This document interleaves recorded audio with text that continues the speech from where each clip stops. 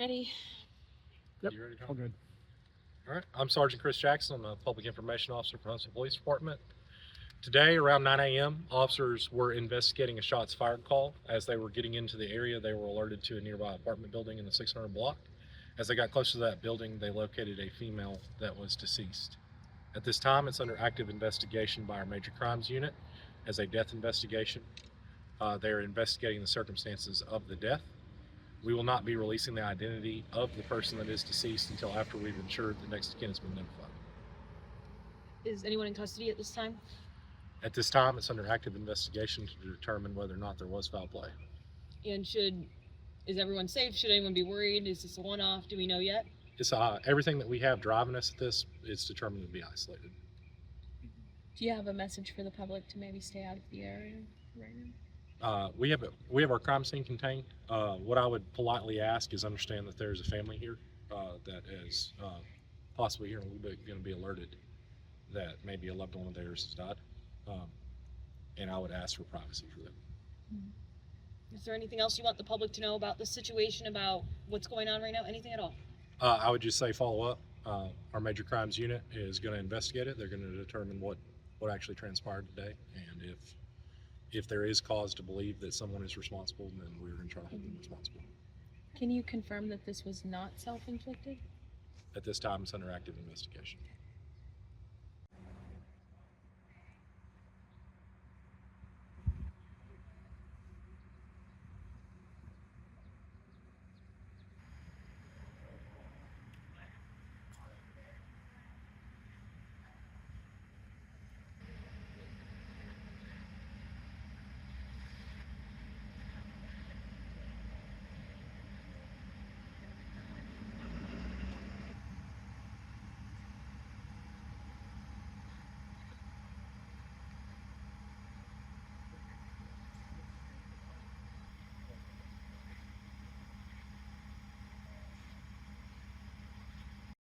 It's a lot of different things here that need to happen in order to move people. Secretary of State Marco Rubio on Tuesday addressing the issue of Americans stranded in the Middle East as the ongoing U.S.-Israeli war with Iran expands across the region. It'll be a variety of methods: charter flights, military flights and transports, expanded commercial opportunities, and in some cases land routes that will allow them to go to neighboring countries. The Trump administration facing criticism, including from some stranded Americans. President Donald Trump suggesting Tuesday there was no evacuation plan in place because the war unfolded too quickly. Officials are urging Americans to contact the State Department if they are stuck overseas and need help. It all starts by knowing that where you are and how we can get a hold of you. This comes amid continuing attacks on Iran and more retaliatory attacks by Iran on Israel and against countries throughout the Middle East, including a U.S. consulate in Dubai and an airbase in Qatar, where officials say an Iranian ballistic missile struck the largest U.S. military installation in the region. There were no casualties. Meanwhile, sources say the CIA is working to arm Kurdish forces who have operations along the Iraq-Iran border with the goal of sparking an uprising in Iran. I'm Reed Binion reporting. You know, this is important information for you to have and for all those business owners out there, too. Cyber experts warn that Iran is backed into a corner and willing to do anything to try to gain an advantage here. As the first missiles were launched, GMI could already tell based solely on the huge spike in cyber attacks. What you're seeing right now is a massive increase in that pressure building globally.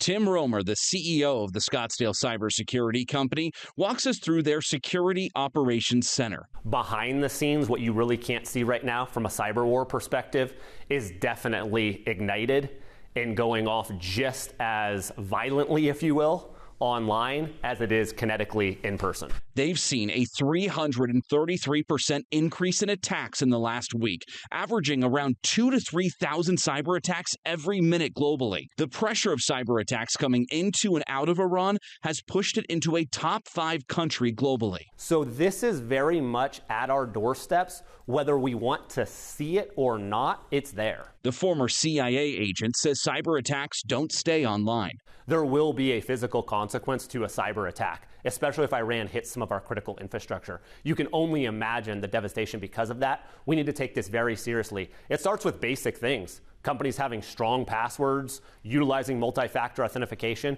and most importantly, patching your vulnerabilities. His advice for everyone at home as these attacks spike globally: don't fall for those phishing links over email or text. Use strong passwords. Think about using long phrases to help you out.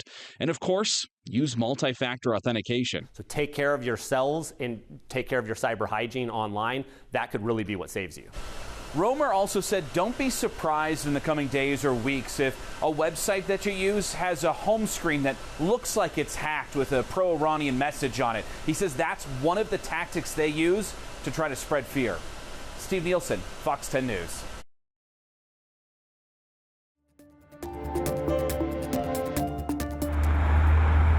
According to a 2026 Manifest Law study, Seattle is one of the country's biggest hubs for H-1B workers, especially in tech.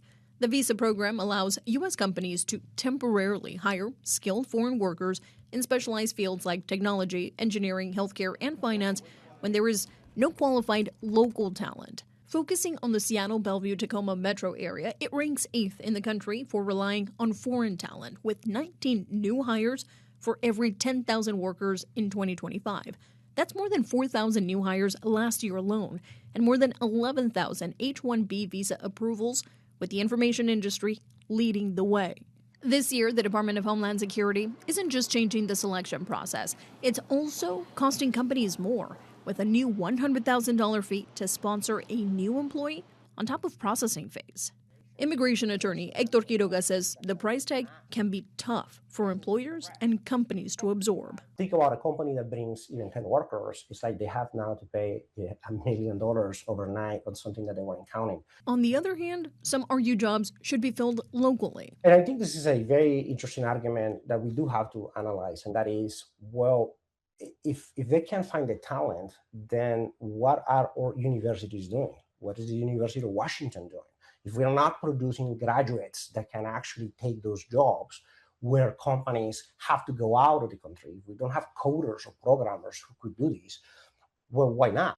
And with the lottery opening in 24 hours, Quiroga says if companies can't secure the workers they need, it could slow projects. If hiring slows, the impacts can ripple out into the community. So the impact in industries like Seattle can be pretty felt. And so all the other industries that support those industries, even from the local Starbucks who sells the coffee to the individuals working on these companies, might be affected. They might have to lay off people.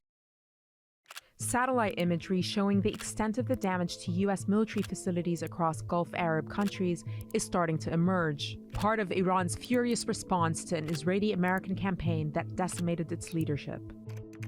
At least 9 U.S. military positions have been hit in less than 48 hours. These are relatively close targets. They're much nearer to Iran than its usual target, Israel.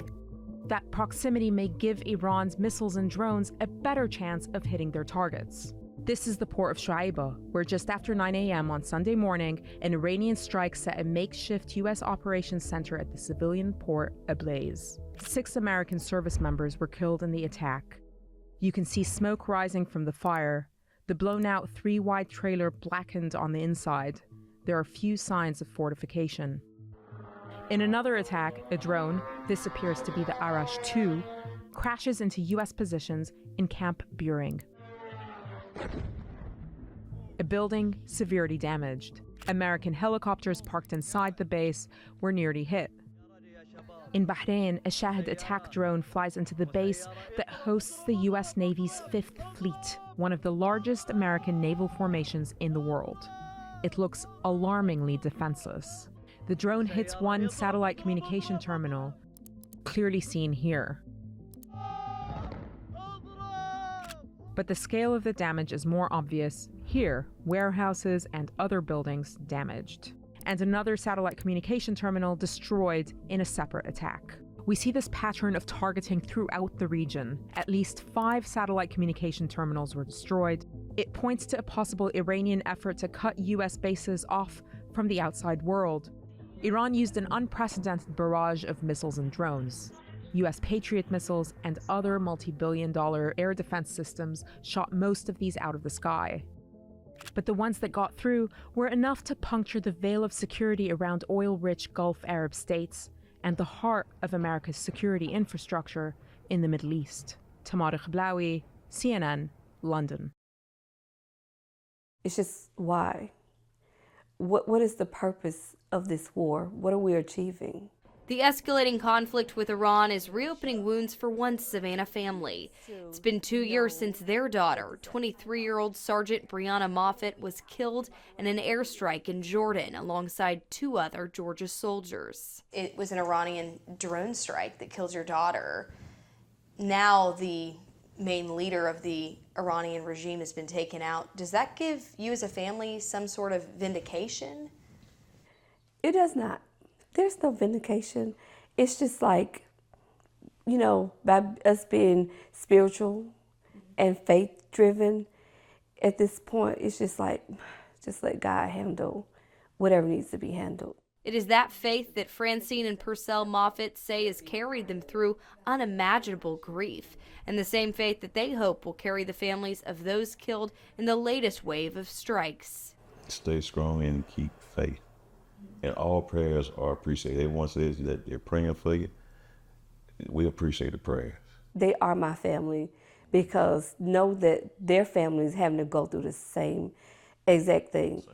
It really hurts. The death toll of American service members killed in the aftermath of what the Department of War has dubbed Operation Epic Fury is expected to rise as President Trump says there will likely be more casualties. In those moments, you just lose yourself. You lose your soul. It takes everything from you. 2 years later, the family says they're still healing, leaning on their faith, focusing on their other children, remembering Brianna, and praying for other Gold Star families now walking a road they know all too well. Are you worried that more soldiers like your daughter are going to be going into that region? Yes. And yeah, we pray for them like all the time.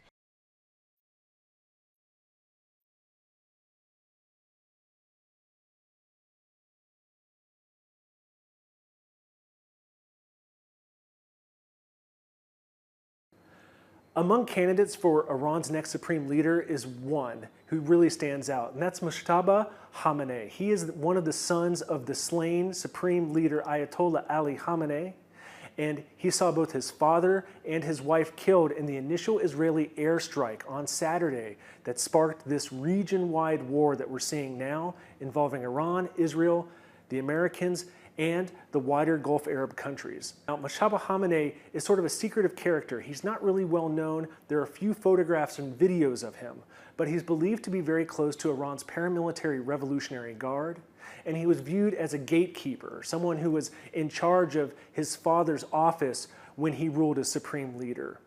Now, there's some concern because analysts believe that Mojtaba Khamenei is actually much more hardline than his father, and he would take over Iran as it faces this war and as it has a stockpile of highly enriched uranium that could potentially be used to make an atomic weapon. Now, his father always said that Iran did not seek that, but as supreme leader, Mojtaba Khamenei could set his own fatwa, or religious ruling, potentially allowing for this.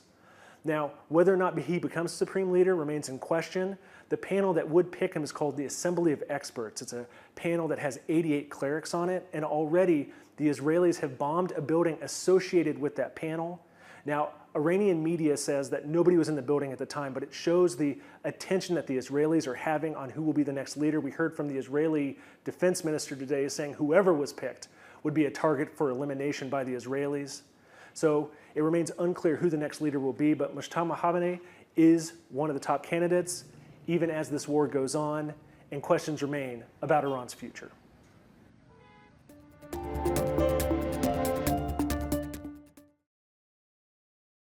Crude oil prices have been rising since Saturday, though the Wall Street Journal says American frackers are not rushing to pump more oil. Analysts say it makes little sense to the oil industry in West Texas to add expensive rigs and boost production when the war could be short-lived and crude prices could drop. Companies are not likely to add new rigs unless oil prices hold between $75 and $85 a barrel for several months. If you look at oil stocks, which really are projecting out the future, they've moved like 1%. So that says to me that the market's expecting this to be more of like a short-term spike. Starbucks is opening a Nashville office and will relocate some supply chain operations. The company says Seattle remains its North American and global headquarters, though it plans to open the new Nashville office later this year as part of its efforts to expand in the U.S. And mortgage rates remained close to the 6% mark last week as measured by the Mortgage Bankers Association. The average for a 30-year fixed rate held at 6.09%. Applications for home buying and refinancing both increased. CJ Papa, Fox News. More restaurants are leaning into AI. According to the National Restaurant Association, 26% of restaurant operators say they're using artificial intelligence-related tools, with another 25 to 26% testing it out. We're struggling to find people. The male workforce is declining in America, as we know, so finding employees is difficult. So AI is a great way to provide efficiency and streamline operations. Restaurants are using AI to improve customer experience, like app and kiosk ordering, inventory management using predictive analytics to reduce waste, marketing, and operational benefits. AI assists with staffing shortages, inventory forecasting, and back-of-house tasks. AI in the back of the house is a powerful, powerful asset for us. It can save us considerable dollars. Customers are increasingly getting more comfortable using tech to place their orders. A majority of Gen Z adults are open to food delivery by robots or drones. Here we are. Roughly 6 in 10 millennials and Gen Z adults say they would place an order with an AI-generated bot. Bar Rescue host John Taffers says he's holding off on putting AI in the front of house at his Taffers Taverns. I don't want you interacting with the machine. I want you interacting with people. I think that connectivity is very important. But all of my AI is back of the house. We manage inventory. We manage order process. We track ticket times. We track all of these incentives. We can track labor costs down to the moment. As far as robotic bartenders go, Taffer says their drink-making skills are consistent and that the next generation of bartender bots have screens with personalities that can be fun to interact with. I would consider using one in the back of the house. But if it had a neat personality and it had a connective element to it, it could be fun. Many chains are adopting or testing drive-through voice automation. Taco Bell adopted voice AI at its drive-thrus in 2024, but had to rethink the tech last year after inconsistent performance. McDonald's used voice AI at its drive-thrus through a partnership with IBM, but ended the deal in 2024 after 3 years. The chain says it plans to use more artificial intelligence across its system in the near future. In New York, Lydia Hu, Fox Business. For the first meal of the day, do you go for eggs, French toast, cereal? How about fruit? Or is your morning breakfast bowl left empty? It comes down to personal preference and what works best for your body. Registered dietitian Julia Zumpano with Cleveland Clinic says there can be breakfast benefits. For some, that can include cognitive function enhancement, diabetes risk reduction, better blood sugar management, and appetite control, leading to the consumption of fewer calories. But those who skip breakfast may find they, too, have a clearer mind, more alertness, and better digestion. So she says the best thing to do is listen to your body. Those people who chronically skip breakfast or just don't feel hungry in the morning have likely been that way their whole lives. Those who wake up hungry and ready to eat, again, physiologically, that's what their body is telling them. No matter which group to which you belong, Zumpano says your first food of the day should be made up mostly of protein and fiber. She says meals with high fat or high sugar can lead to a pretty significant crash 30 to 90 minutes after that meal. Some healthy first meal ideas include Greek yogurt with berries, nuts, and ground flaxseed, or chia seeds, cottage cheese with tomato and a slice of whole grain toast, avocado toast with an egg, or overnight oats. Protein and fiber is key. And really, that should be the foundation of all your meals and snacks. For Health Minute, I'm Mandy Gaither. Let's head to the Hill. Alabama A&M hosting Grambling tonight at the Event Center. It was Mardi Gras night on the Hill. Bulldogs get things going early with great outside shooting. Rakaya Bill with a wide-open three-pointer in the corner, and it's good. Then Bill throws to Kayla Walker in the same exact spot, and you get the same result. Lady Bulldogs leading by 6 after the first quarter. Grambling tried to keep it close, though. Dolphshine Pryan slicing through the defense and scoring in the paint for the Lady Tigers. She cuts the lead down to 8 points.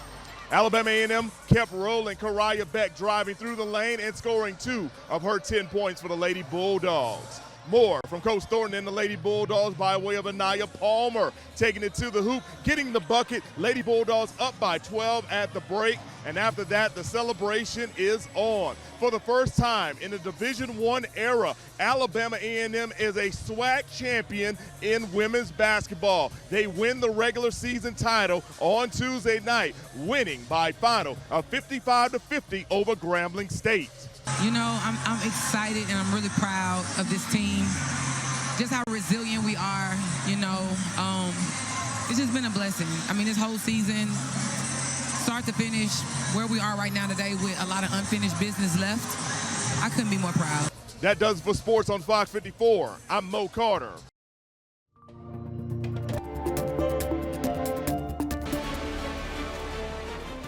A Night of the Seven Kingdoms is giving Game of Thrones fans another look at Westeros before the events of the original series. And now a Game of Thrones movie is in the works that goes back even farther. The project from Andor writer Beau Willimon reportedly tells the story of the founder of the Targaryen dynasty. No word yet on when it might hit the big screen. Bowen Yang and Alan Cumming are leading a new effort to support the next generation of LGBTQ filmmakers. They're launching the Necessary Foundation, which will provide annual grants to emerging talent. The nonprofit will also connect them to mentors in the entertainment industry. For 6 dark years, the world was on fire. Conflict that toppled empires and reshaped the modern world. The History Channel is taking a fresh look at World War II with a little help from a Hollywood A-lister. World War II with Tom Hanks examines the conflict through a modern lens. The 20-episode documentary series debuts, appropriately enough, on Memorial Day. In Hollywood, I'm Douglas Hyde.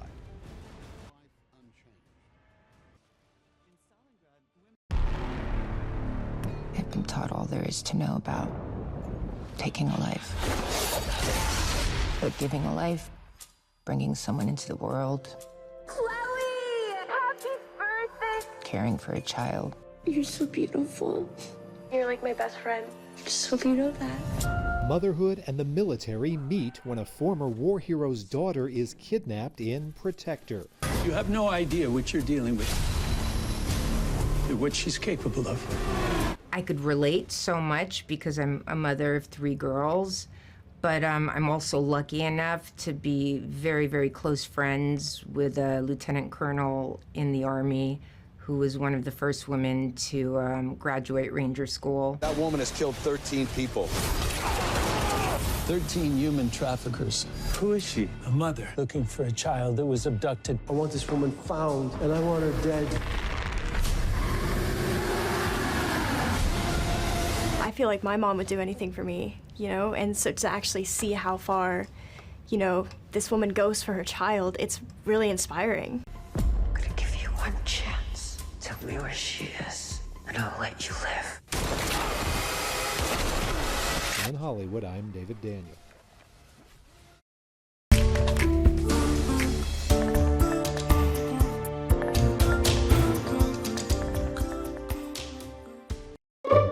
A Missouri claw machine is gaining quite the reputation for snagging more than just prizes. A told-you-so moment for the siblings of its latest treasure seeker. I saw the picture, I'm like, I knew Patrick was gonna get stuck in there.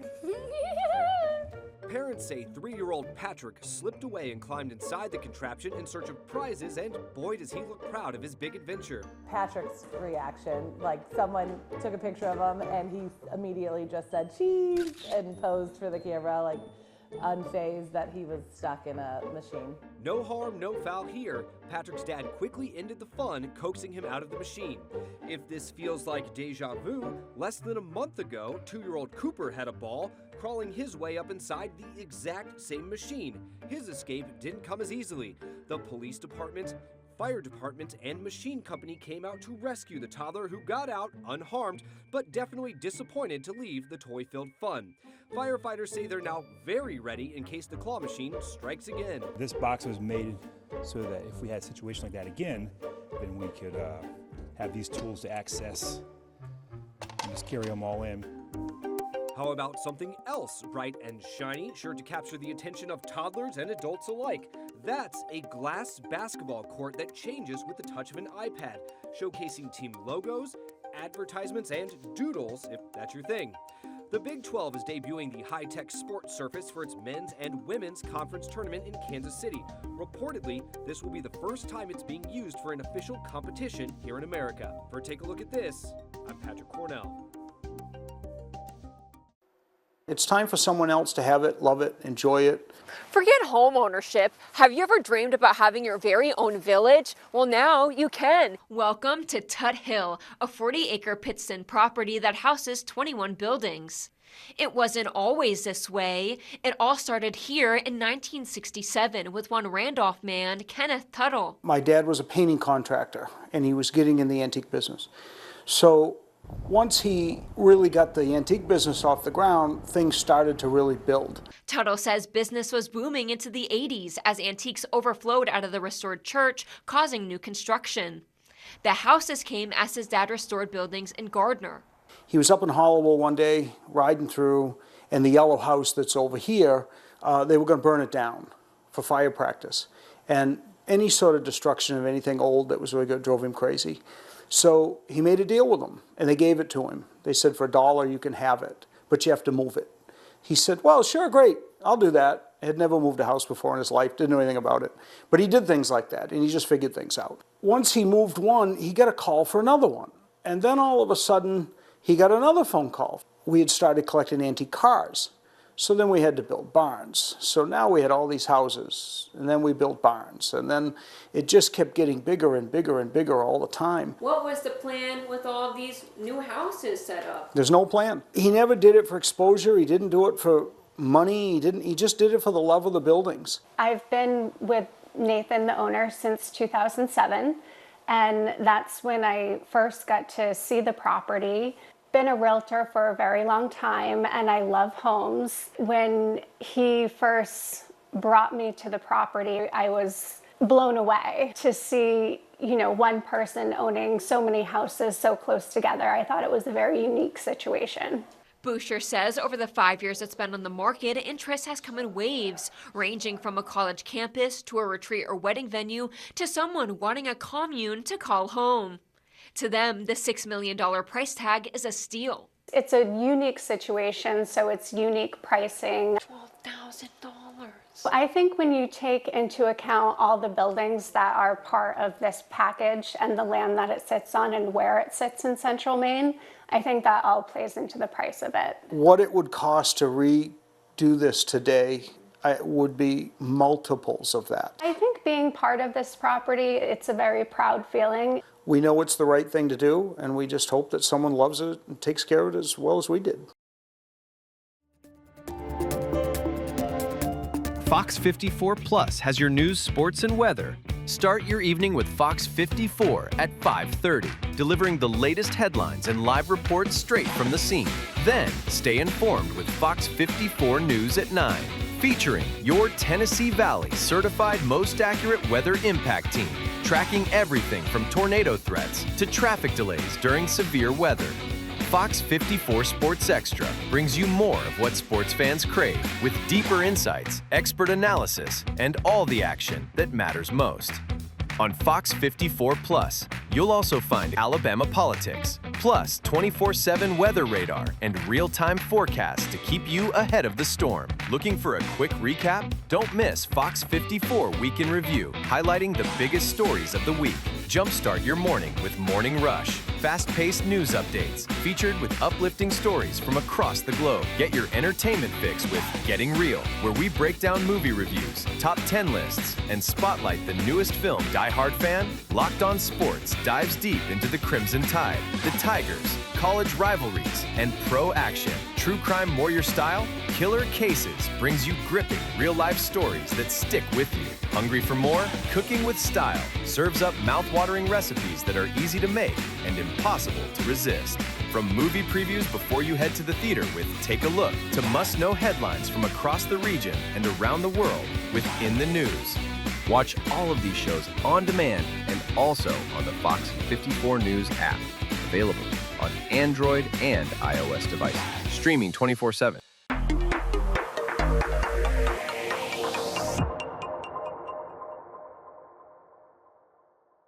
Did you know that you can get weather impact updates 24/7 on Fox 54 Plus? Here's how. Go to Fox 54 Plus on your Roku, Fire TV, Apple TV, or Samsung.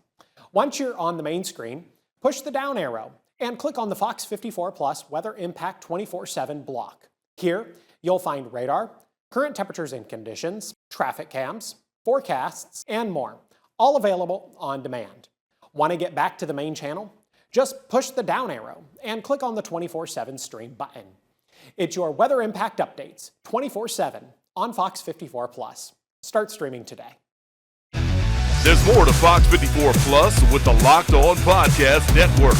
From the Tide to the Tigers, from college teams to pro, the Locked On Podcast Network gives you insights and analysis you just can't find anywhere else. These kids, they want to play. But I don't think so. I think it was Chad Baker-Mazzara. Locked On Sports, streaming every day of the week and right here on Fox 54 Plus.